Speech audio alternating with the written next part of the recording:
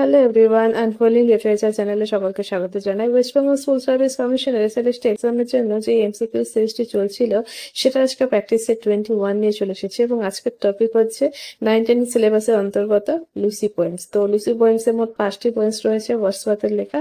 তো সেই 5টির ওপর থেকেই কিন্তু আজকে কোয়েশ্চেন করবো। এর আগেও এই চ্যানেলে লুসি পোয়েমসের উপর আমি একটি প্র্যাকটিস সেট করিয়েছি। তো এটাতে একটু অ্যাডভান্স লেভেলের কোয়েশ্চেন আছে। তো চলো শুরু করা যাক। নাম্বার ওয়ানে বলা আছে what central emotion runs through strange fits of passion have I known. তো এই যে লুসি পোয়েমের অন্তর্গত strange fits of passion have I known poem যে রয়েছে, এখানে সেন্ট্রাল ইমোশনটা কি রয়েছে? A jealousy, B fear of loss, C joyful surprise, D admission. তো অ্যান্সার হয়ে যাচ্ছে B fear of loss. Next আছে 2 number, what symbolizes the sudden dread in the strange fits of passion. তো সাডেন ড্রেড মানে হচ্ছে গিয়ে হঠাৎ যে একটা আশঙ্কা, ড্রেড মানে এখানে হচ্ছে যে আশঙ্কা, যে ভয়, সেই সেটা কি স্ট্রেঞ্জ ফিটস অফ প্যাশনে কি সিম্বলাইজ করছে, কি দিয়ে সিম্বলাইজ করা হয়েছে যে আসন্ন যে ভয় বা শঙ্কাটা? তো এ হচ্ছে ফলিং লিফ, বি হচ্ছে দ্য সিল্কিং মুন, সি লুসিস পেল face, D the silent cottage. তো স্ট্রেঞ্জ ফিটস অফ প্যাশনে কিন্তু সিল্কিং মুনের কথা বলা আছে, যেটা দিয়ে কিন্তু একটা মানে আসন্ন একটা ভয় বা শঙ্কার কথা দেখানো হয়েছে। তো 2 নম্বরের বি হয়ে যাচ্ছে answer. 3 number, in strange fits of passion the moon's descent parallels which inner feeling of the speaker. তো সেই যে মুনটা যে নিচে নেমে যাচ্ছে, ঠিক আছে, তো পোয়েটের মনে কি ফিলিং যাচ্ছে তখন? A love turning to hatred, B growing anger, C rising fear and premonition, আর ডি হচ্ছে কামনেস অ্যান্ড পিস। তো এখানে কিন্তু পোয়েটের মনে একটু আশঙ্কা, ভয়, তো অপশন সি হয়ে যাচ্ছে correct answer, rising fear and premonition. 4 number, what is the effect of Wordsworth sudden in strange fits of passion? ঠিক আছে, ওয়ার্ডসওয়ার্থ এই sudden strange fits of passion যে হঠাৎ করে শেষ হয়ে গেল, তো এখানে কি এফেক্ট থাকছে? It adds humor, it creates dramatic suspense and emotionally intensity. C, it offers spiritual closure. D, it expresses Lucy's backstory. তো এটাতে অ্যান্সার হয়ে যাচ্ছে it creates dramatic suspense and emotional intensity. তো এখানে কিন্তু আমাদের মনে একটা মানে সবার পাঠকদের মনে একটা ড্রামাটিক সাসপেন্স কিন্তু থেকেই যাচ্ছে, ঠিক আছে, একটা রহস্য কোথাও একটা কবিতার মধ্যে লুকিয়ে রয়েছে।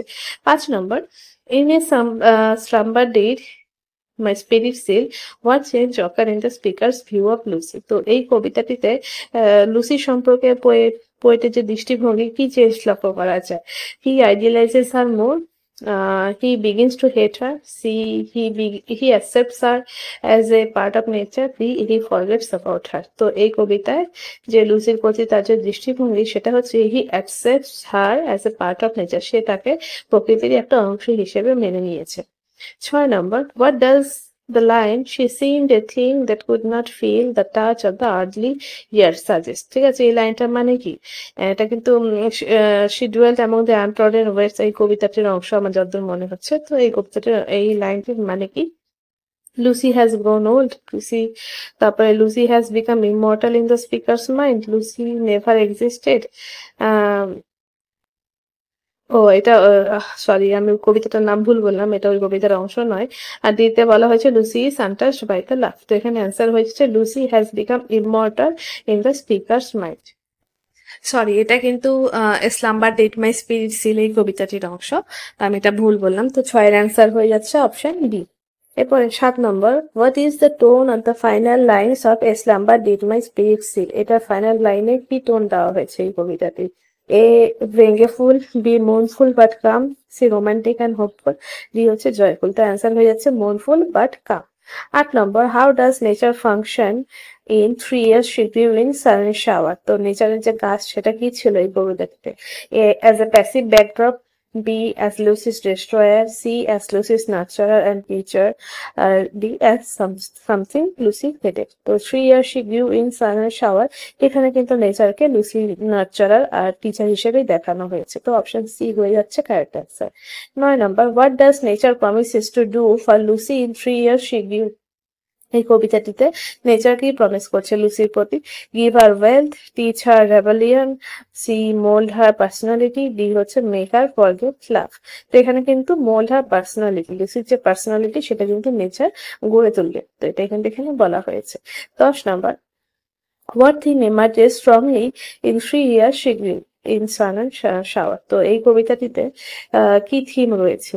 A. Alienation from nature. B. Revenge. C. The harmony and final union between nature and death. R D হচ্ছে supernatural horror. তো এখানে অ্যান্সার হয়ে যাচ্ছে the harmony and final union between nature and death. এটাই হয়ে যাচ্ছে অ্যান্সার অপশন সি। 11 নম্বর, she dwelled among the untrodden ways. How is Lucy's isolation described? এখানে লুসির যে একাকিত্ব সেটাকে কি করে বোঝানো হয়েছে? She dwelled among the untrodden ways বলেছে। She was in a crowd, she lived in secret among many. C হচ্ছে she was hidden from society like a star or violet, R D হচ্ছে she was surrounded by wealth। তো এই যে ভায়োলেটের কথা বলা হলো, একটি স্টার বা একটি ভায়োলেট ফুলের মতন সে সমাজ থেকে লুকায়িত। তো অপশন সি এটাই হয়ে যাচ্ছে কারেক্ট অ্যান্সার। ঠিক আছে, এবার 12 number, what does the phrase half hidden from the eye metaphorically suggest? তো হাফ হিডেন ফ্রম আই, এই যে এই লাইনটি রয়েছে শিডিউল টামক দ্য আন্ডারটেন ওয়েস কবিতাটিতে, তো এটা বলতে কি বোঝানো হয়েছে? Her physical illness, her insignificance in society, her refusal to see people, আর নাকি বি হার্ট লাইফ। তো হাফ হিডেন ফ্রম আই এটা বলতে বোঝানো হয়েছে her insignificance in the society. ঠিক আছে, তারপরে 13 number, what is the poem she dwelt among the untrodden ways এলিজিয়া কিন্তু? Why is the poem? তো এই যে she dwelt among the untrodden ওয়েস, এটা এলিজিয়াক কেন? মানে দেখে একটা এলিজি মনে হয় কেন? টোনটা এলিজিয়াক কেন? তো এটা বলেছে option A, it mocks Lucy's death, it praises Lucy's pain, C it mourns Lucy's unnoticed life and death, নাকি D it compares Lucy to warrior. তো এটা অ্যান্সার হয়ে যাচ্ছে it mourns Lucy's unnoticed life and death. এর জন্য কিন্তু এটা কিন্তু একটা এলিজিয়াক টোন রয়েছে। How does Wordsworth highlight Lucy's uniqueness? লুসির যে ইউনিকনেস, লুসির মধ্যে যে একটা অন্যরকম ব্যাপার রয়েছে, সেটা ওয়ার্ডসওয়ার্থ কিভাবে হাইলাইট করে? A by comparing her to crowds, তাকে ভিড়ের জনতার সঙ্গে তুলনা করে। B by showing her education, তার শিক্ষা দীক্ষাকে শো করে তাকে আলাদা করে। B by comparing her to lone star and violet, তাকে তুলনা করে একটি একাকী একটা তারা বা ভায়োলেট ফুলের সঙ্গে। নাকি B by detailing her travels, নাকি তার যে ঘুরে বেড়ানো সেটার সঙ্গে তুলনা করতে। এখানে অ্যান্সার অবশ্যই হয়ে যাচ্ছে তাকে একটা তারার সঙ্গে বা একটি ভায়োলেট ফুল যেমন প্রকৃতির একটা কোণে নিভৃতে থাকে, সেরকমই লুসির জীবনটাও প্রকৃতির একটা কোণে নিভৃতে কেটেছে। তো 14 সি হয়ে যাচ্ছে correct answer, by comparing her to a lone star and violet. Option C হয়ে যাচ্ছে কারেক্ট। 15 নম্বর, What does the speaker regret in I traveled among unknown men? বা traveled among unknown men এই কবিতাটিতে পোয়েটের যে রিগ্রেট সেটা কি? A leaving England, B meeting Lucy, C not marrying Lucy, D trusting strangers. তো এখানে 15 অ্যান্সার হয়ে যাচ্ছে লিভিং ইংল্যান্ড, তার যে ইংল্যান্ড ছেড়ে যাওয়ার দুঃখ সেটাই কিন্তু এখানে তিনি রিগ্রেট করছে। 16 number, what connects Lucy and England I travel এবং আননোন মেক? এখানে লুসি আর ইংল্যান্ডের মধ্যে কি কানেকশন রয়েছে? A both are familiar, B both are rivals for his affection, C his love for Lucy strengthens his patriotic feeling, নাকি he blames both for his pain. তো এখানে কিন্তু অপশন সি হয়ে যাচ্ছে correct answer, his love for Lucy strengthens his patriotic feelings. ঠিক আছে, তার লুসির প্রতি ভালোবাসায় কিন্তু তাকে ইংল্যান্ডের প্রতি আরো দুর্বল করে তুলছিল। 17 number, what does the poem suggest about love and memory? তো লাভ এন্ড মেমোরি নিয়ে এই যে পোয়েমটি, এটা কি সাজেস্ট করছে? A memory fades quickly, B love ends with death, C love is eternal and rooted in place, নাকি memory can be trusted. তো answer হয়ে যাচ্ছে love is eternal and rooted in place. ঠিক আছে, তারপরে 18 number, which theme is most consistent across all 5 Lucy poems? তো কি theme রয়েছে এই 5টি লুসি পোয়েমের মধ্যে? A power and ambition, B love nature and loss, C war and duty, D marriage and betrayal. তো পাওয়ার তো নেই এখানে, ওয়ারের কথাও বলা হয়নি, ম্যারেজের কথাও বলা হয়নি, তো অপশন বি আছে একমাত্র লাভ নেচার আর লসের কথাই কিন্তু এখানে বলা হয়েছে।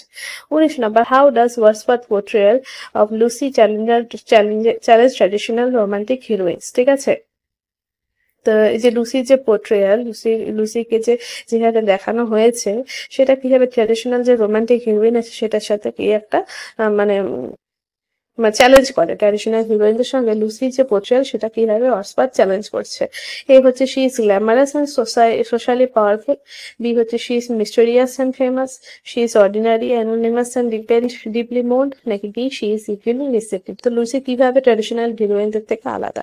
তো এই অ্যান্সারটা হয়ে যাচ্ছে 19-এর C, she is ordinary, anonymous and deeply mourned. ঠিক আছে, তো এটা হচ্ছে আলাদা, কারণ লুসি খুবই সাধারণ, অ্যানোনিমাস, তাকে কেউই চিনতো না। ঠিক আছে, এবং তার মৃত্যুটা কিন্তু ভীষণভাবে শোকাহত হয়েছে। ঠিক আছে, 20 number, what is the overall mood of Lucy's poem? তো এই লুসি পোয়েমের ওভারঅল মুডটা কি? A joyful and optimistic, B satirical and mocking, C serene elegiac এখন রিফ্লেক্টিভ, আর ডি হচ্ছে ভায়োলেন্ট অ্যান্ড শকিং। তো অ্যান্সার হয়ে যাচ্ছে সেরেন এলিজিয়াক অ্যান্ড রিফ্লেক্টিভ। এটাই হয়ে যাচ্ছে অ্যান্সার। তো 20টা কোশ্চেন এখানেই শেষ হলো।